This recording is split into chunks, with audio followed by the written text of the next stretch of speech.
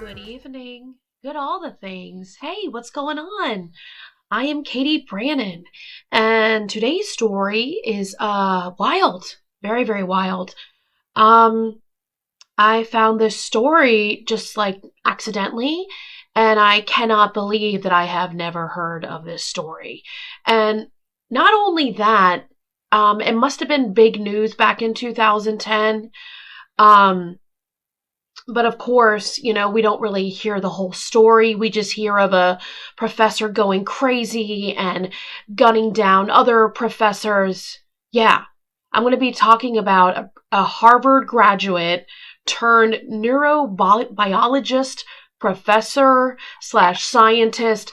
I mean, basically, she was like really, really smart. And she just turned mass murderer. Now, a lot of people were not that shocked, believe it or not. They were shocked about the, killing of people and like the mass murderer, but they weren't surprised that it was Dr. Amy Bishop. Dr. Amy Bishop came from a long line of just like, we almost got her.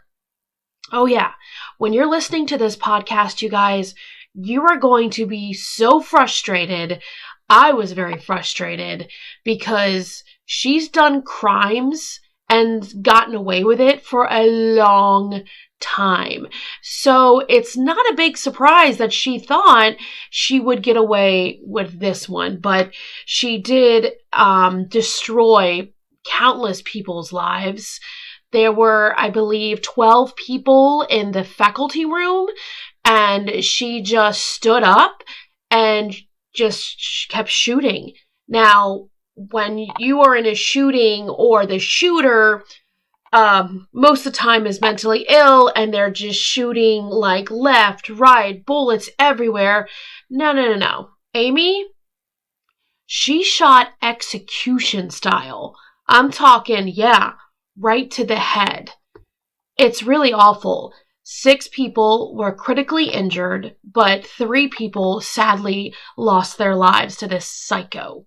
So come with me. We're going to dive in. And I should have said it. Warning, this is true crime. This is not going to be suitable for everyone. So, yeah, just let you know that. All right, you guys, before we jump into this story, we do have a sponsor, and I'm going to be talking about Joseph Pesavento. Joseph Pesavento is an independent horror writer that is extremely talented, and he writes all things macabre. Now, I have 3 books with me. I have Madman, I have Hyde, Cove, and I have Death Cleanse.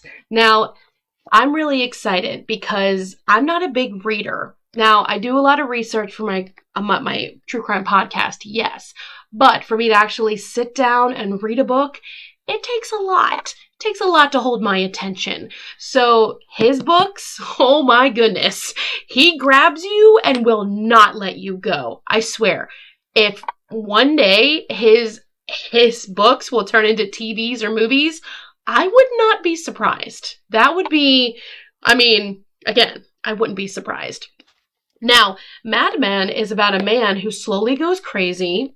Hyde Cove is one of my favorites. It is Purge meets Scream meets Small Town. These characters are original. I read that. I loved it fast.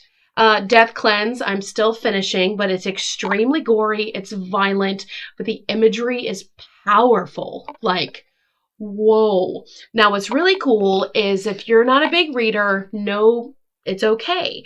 But he does have Death Cleanse in audiobook form. Definitely check that out. Joseph Pesavento. I will link the description below.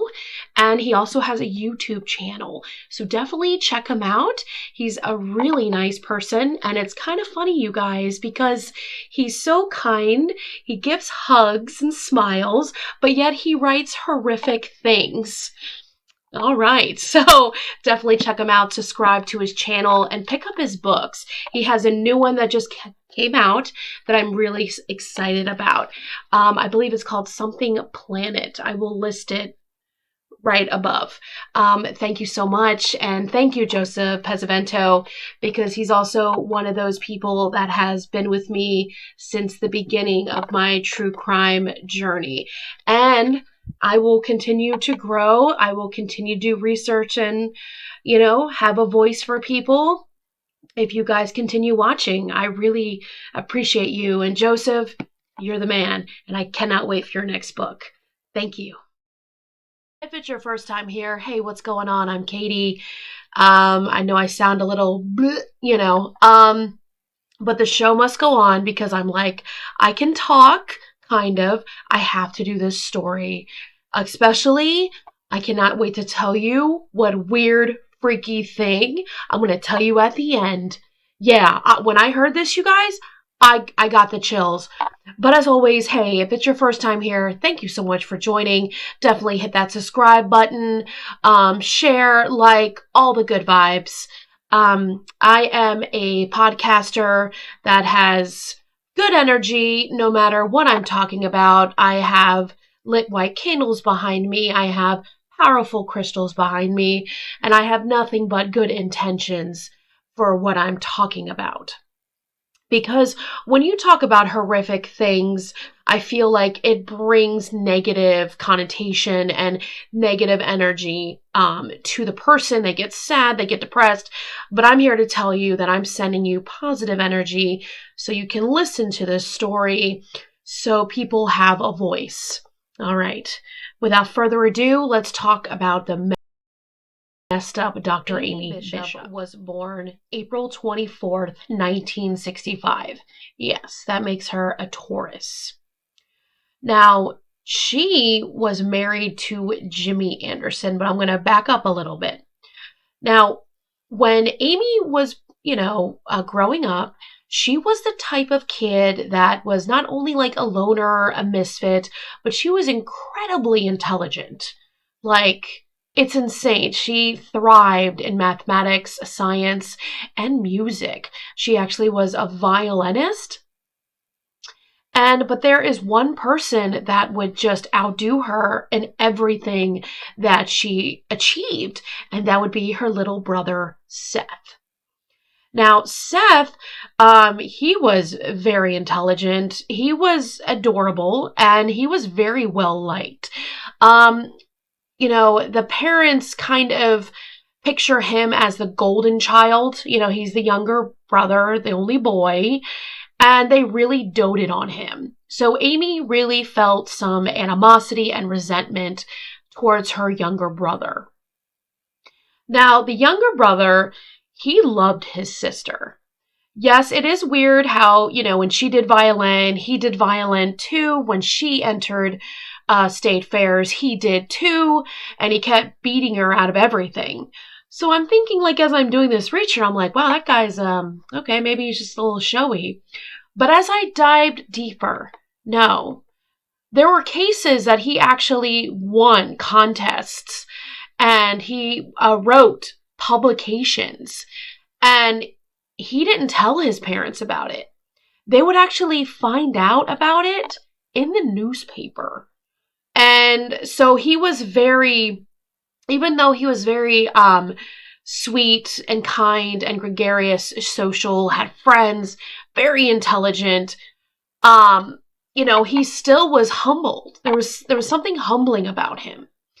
And when Amy wanted to stand out, she cut her hair really short, it was the 80s, and she had like these really big bangs, and, her mother was very upset with her, like, why would you cut your hair? And, not really made fun of her, but she definitely disapproved of this hairdo. Well, her brother, Seth, said, stop, Mom. She looks like a rock star. I know. It's so sweet. I can't even. I can't. So, now, this is years of just like back and forth sibling rivalry, okay? Now, Seth is trying to get his, sister to be more social. He knows that she is sad because she doesn't have many friends. In school, she joins the D&D club, and which is Dungeons and Dragons. And Seth really kind of didn't approve of that, I'm guessing because that wasn't his thing, But Amy really kind of was upset about that because she really did love role-playing. LARP, I believe it's called, LARP, live action role-playing, yes. And so, Seth was just trying to be like, you should really not do this if you want to have friends. And of course, she did not want to hear anything of it, She actually met Jimmy Anderson and D&D club during school, and she fell madly in love with him. Now, Jimmy, he is like the enabler kind of guy. Amy always had some kind of anger issue. If things didn't go her way, it was like the end of the world kind of thing. But Jimmy fell really hard in love with Amy.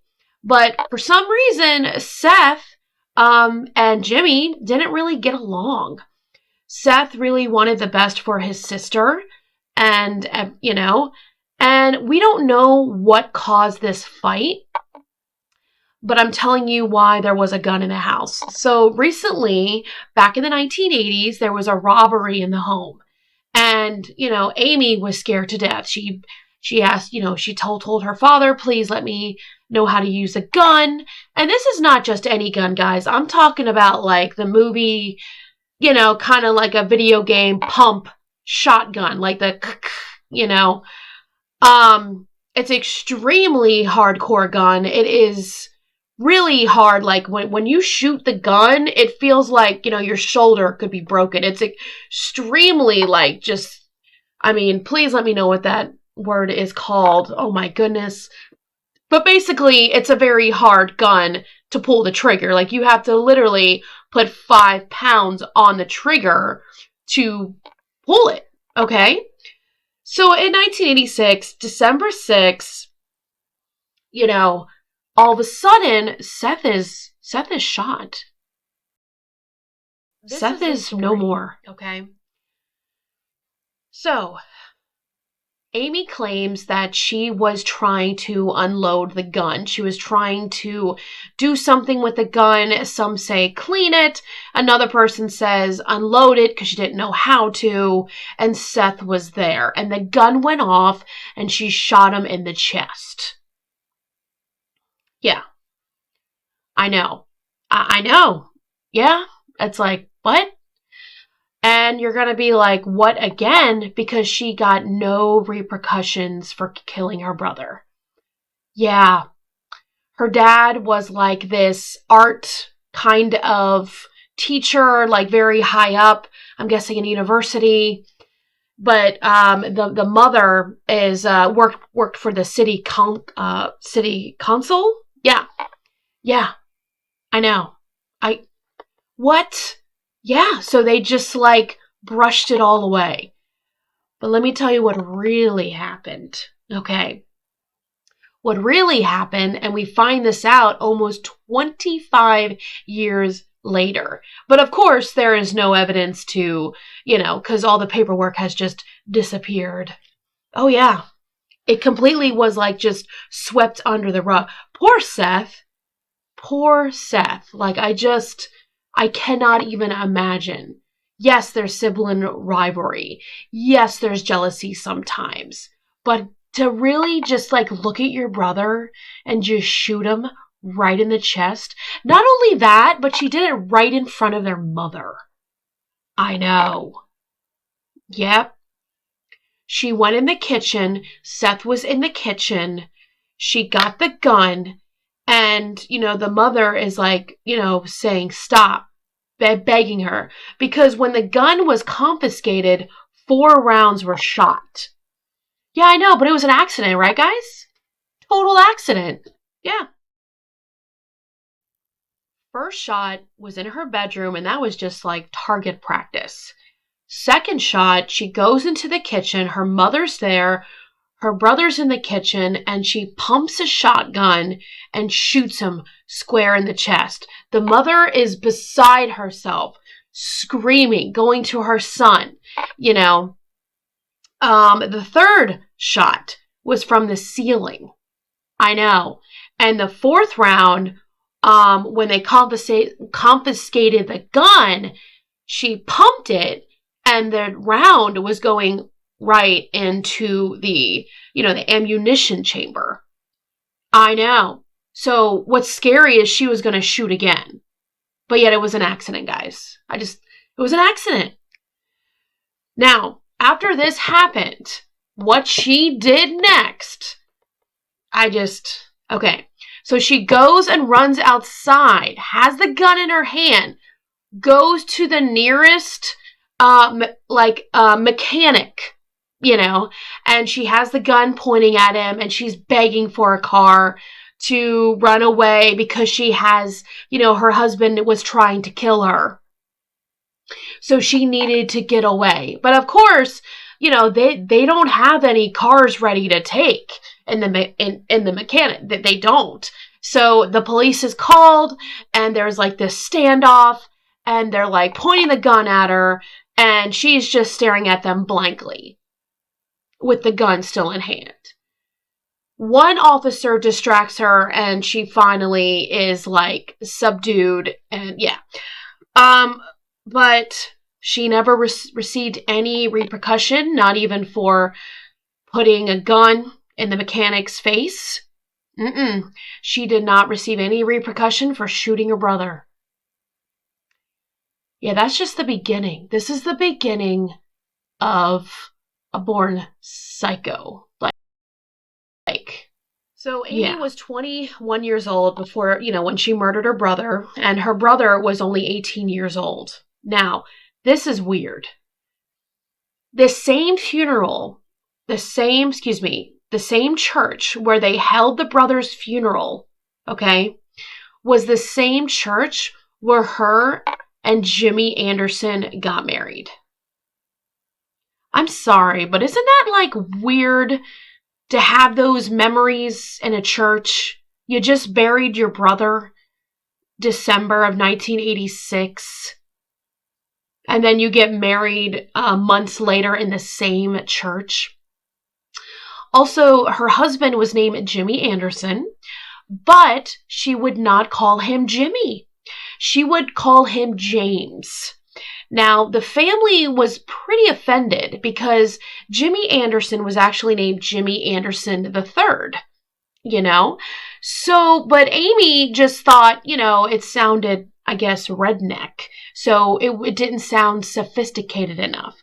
So she always called him James, even though that wasn't his name. His name is Jimmy Anderson. So she left, she put that, killing behind her, and she went on to go to Harvard and got a doctorate in genetics. And I was wondering why genetics? Well, that is because when Amy was growing up, she had extreme allergies and asthma. And the allergies were so bad that she would actually break out in hives. And the asthma a few times were really bad, where she was actually hospitalized. So it was her mission in life to become a scientist and have a cure for those ailments. She did earn a PhD in genetics from Harvard University, and she joined the faculty of biology scientists. Now, in 1993, the Unabomber was prevalent. The Unabomber was basically a bomber who UN, mean university, A was airplane, like airports. So the Unabomber would place bombs in these locations. So around 1993, Amy, if you haven't guessed it, she's still not getting along with people. She is still not having friends or pretty much just being social. So when she is in Harvard and has a job or trying to get a really good job, her boss, Dr. Rosenberg, does not think that she deserves the PhD. But don't worry, she does get it, you guys. Okay?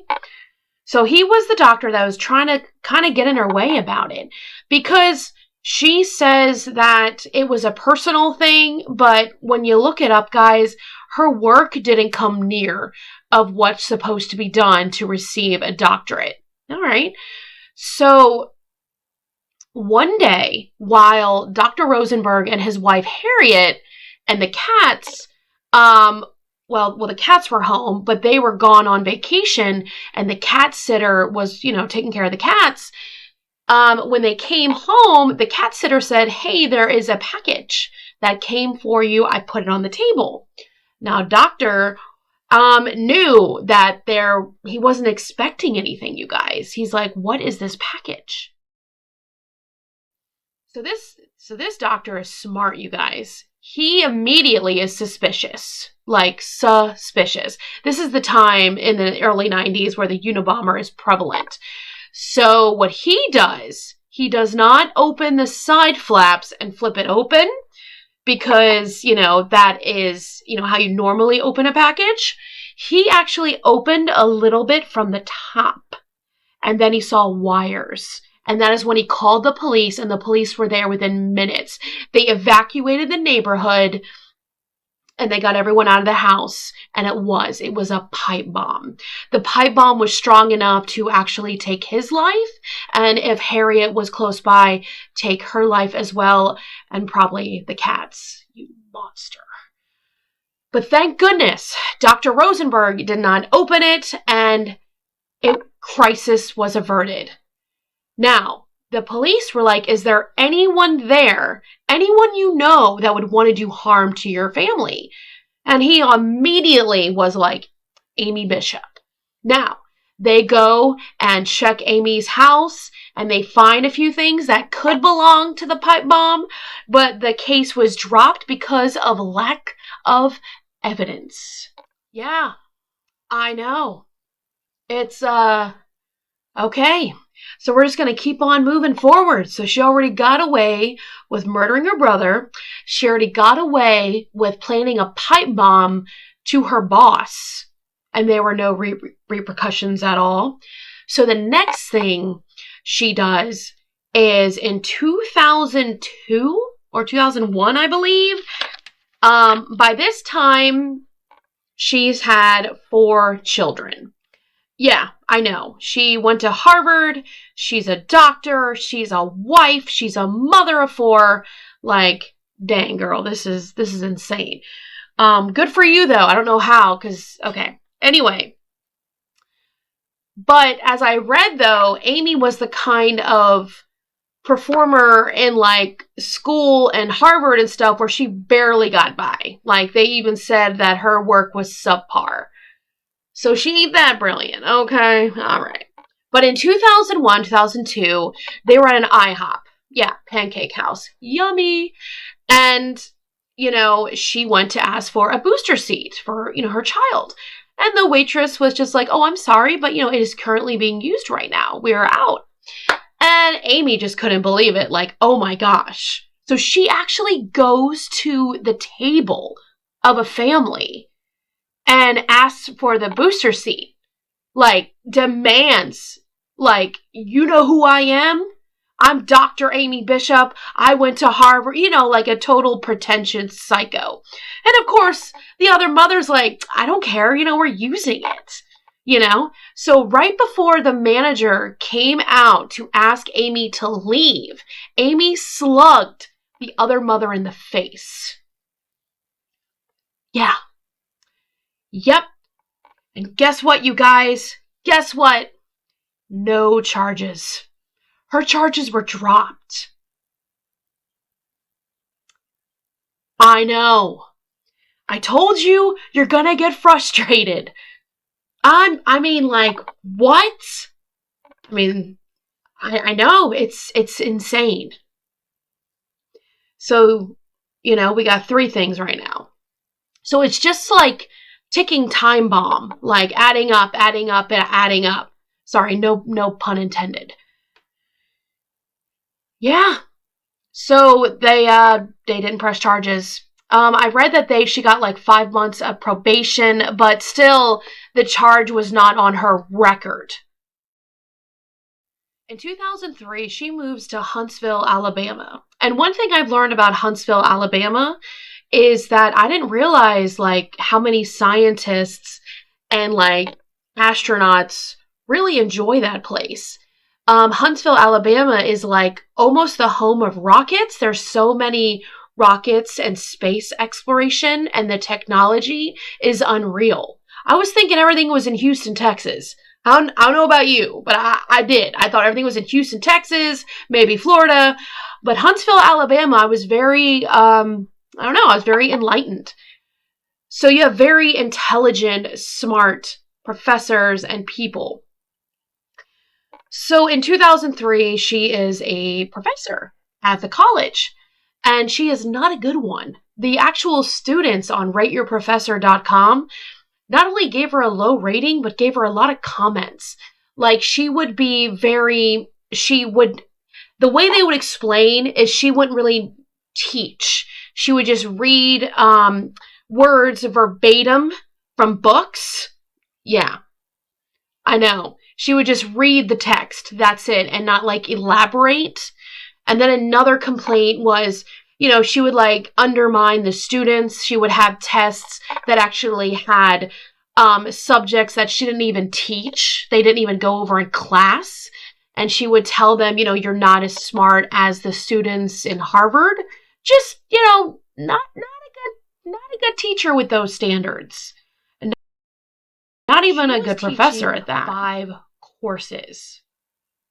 Can we just not only you're a mother of 4, and you're like the head of the household, you are a Harvard graduate, technically, and that's wow. Okay, so anyway, the complaints, you guys, did not go on deaf ears, and she was suspended without pay. February 26, 2010, she was up for tenure.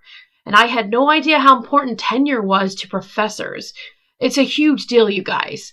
Basically, not only more money, but also, if you get tenure, it's really hard to fire you. Like, it has to be, like, extraordinary circumstances. Yeah. So she was going to get fired. And she was there for quite a few years. Just, So she was really hoping to get tenure and everything's good. But then as soon as she found out, not only she was not getting tenure, but she was getting fired, this woman snapped. She snapped. And it is terrifying. So in 2010, she attended a biology department faculty meeting. Now, when she, walked in the room, the other faculty members, professors, teachers, people from the school, the university, are looking around like, why is she here? Because she's no longer employed. But, they really didn't think anything of it. So she sat and she listened to the meeting. And it was around like 40 minutes. Right when the meeting was ending, she actually got a handgun, took it out of her purse, and everyone is just shocked. And one by one, she starts shooting anyone that was close to her, execution style. Oh, yeah, I know. And one woman, Deborah, is like clinging to her feet and saying, stop, you got to stop this. And, what about my children? What about my grandchildren? Stuff like that, like pleading for her life. And Amy goes and shoots point blank. Now, we do not know if the gun jammed or she ran out of ammunition. My guess is she ran out of ammunition because it's just a handgun. So the girl, Deborah, quickly, the other survivors grab her and kind of push her out of in the hallway and lock the door and try to save the others that were shot. 6 people were critically injured and 3 lost their lives. Yeah, she shot them right in the face and in the head. execution. It's awful. It's absolutely awful. It is pandemonium. Like as soon as those shots were fired, the remaining survivors went underneath the desk, just like dove down. But Deborah, you are a hero. I mean, I'm sure she is scarred for the rest of her life having a gun pointed at her and hearing the click, click, click, because because this Amy was going to kill you, even though you considered her a friend. I know. She was even going to kill her friend. Yeah. Really sad.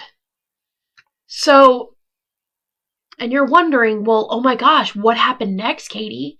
Did the SWAT team swarm in and gun her down? What happened next is she apparently borrowed a student's phone downstairs, because this all happened in 369 Shelby Center of Science and Technology. So when the shooting occurred, she went downstairs to the second floor, used a student's phone, called her husband, and she told him that she was ready to be picked up because it was their date night. Now, Jimmy says that she was like, he didn't know anything was wrong at all. She was cool as a cucumber.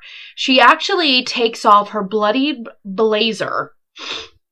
She throws the handgun in the trash, the blazer, and she quickly walks out. And, well, not really quickly. She starts to walk out, and she's surrounded by law enforcement, surrounded by police. Because, the people that, the survivors, the professors, the faculty, called for help and said exactly who started the shooting. So they quickly apprehended Amy.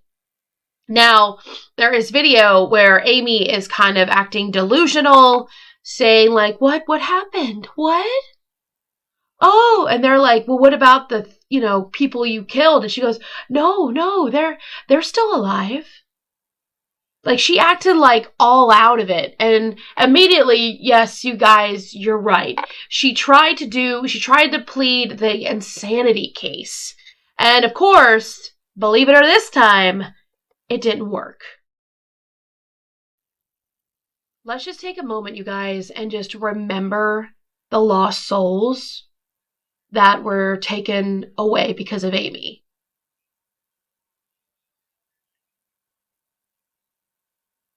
I'm not myself right now, so it's really hard for me to, excuse me. Drinking some hot tea, I forgot to tell you. What am I drinking?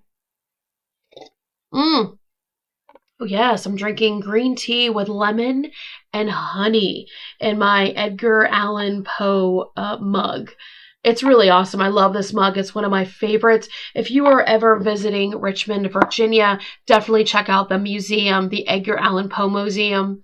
It's really cool. They actually have artifacts and like his writing desk. It's wild.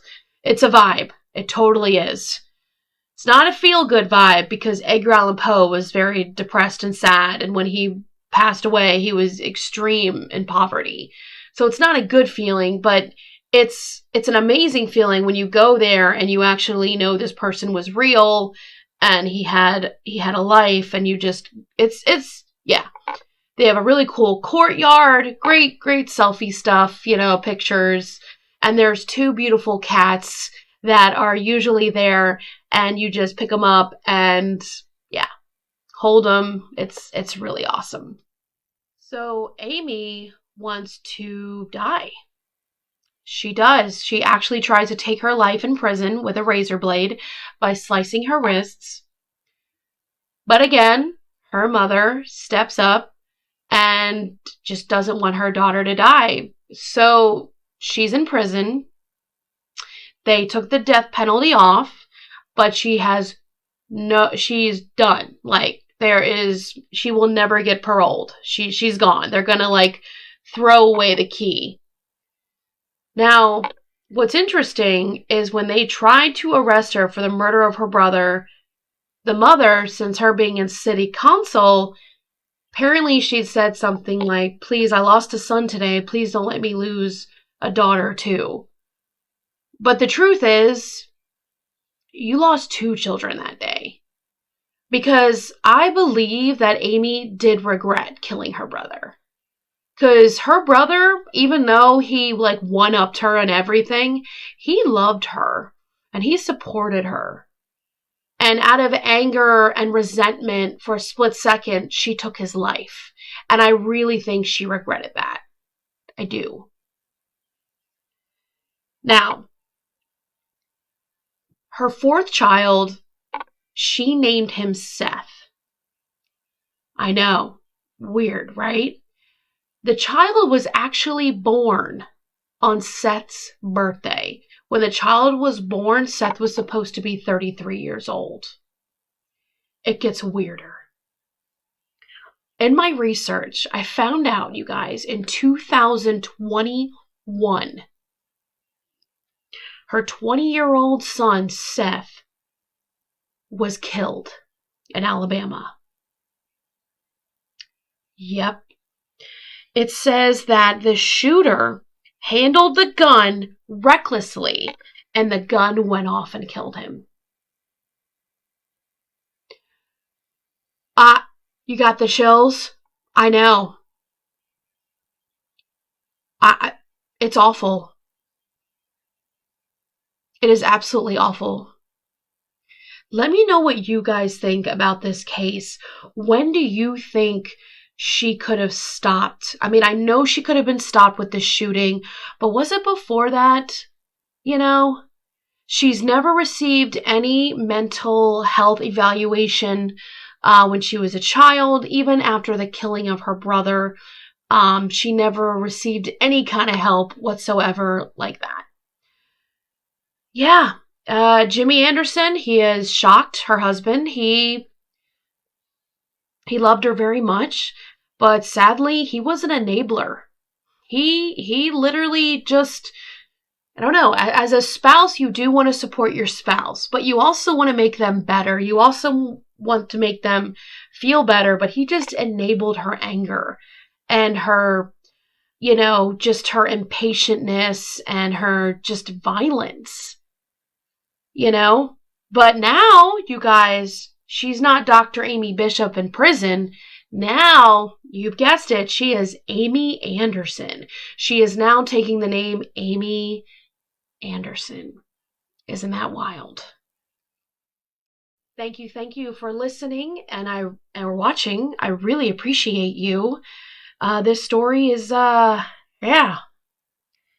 it's pretty wild. I'm sending positive energy to the families involved with these horrific acts. I appreciate you guys so much. Let me know down below who do you want me to talk about. And if you want to be private about it, I definitely have my links down below. Definitely check out the links down below. And as always, you guys, please know that you are loved and you are cherished. And remember, you are doing better than you think.